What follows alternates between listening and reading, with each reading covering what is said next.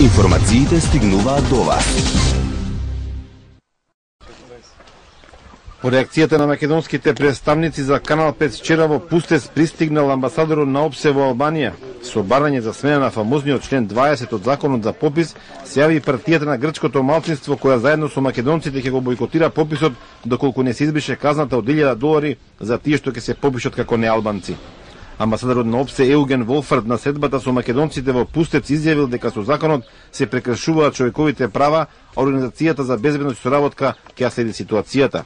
За разлика од официјална Атина, која веќе испратила сигнали до Тирана дека законот за попис може да ги наруши односите меѓу двете земји, македонската дипломатија смирува и се надева дека проблемот со графата националност ќе се реши само од себе. Наместо да го повика на разговор албанскиот амбасадор во Скопје да му предаде демарш за непочитување на правата на малцинствата и меѓународните конвенции, македонското МНР вчера избра индиректно да ги нападне нашинците во Албанија и Канал 5 телевизија. Според овој членот 20, значи државната пописна комисија има право да ги казни тие лица кои што ќе лажат или кои што ќе се изјаснат како не албанци. Например, ако некој си не си македонец, посебно во областите Голобрдо и во Горе или во другите градови кај што не се признаваат македонците, значи надвор од Мала Преспа, автоматски ќе следи казна од $1000. После овие податоци Државниот завод за статистика ќе ги спроведува и ќе ги гледа врз основа на регистрите за од матичната служба и врз основа на регистрите од матичната служба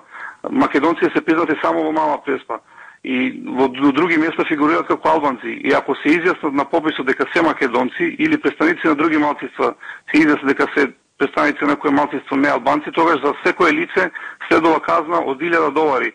Тоа што и во Албанија не функционира владење на правото, па со политички договори и притисок од Европа можеби ќе се анулира членот 20 кој носи отворена закана за македонците во оваа земја, не треба да биде алиби за македонска дипломатија. Како што секогаш кога се работело за правата на албанците во Македонија, официјална Тирана вршила директен или посреден притисок, така и македонската влада мора да застане не само во одбрана на правата на македонците во оваа земја, туку и на меѓународното право, според кое секој има право без страф да ја декларира својата национална припадност.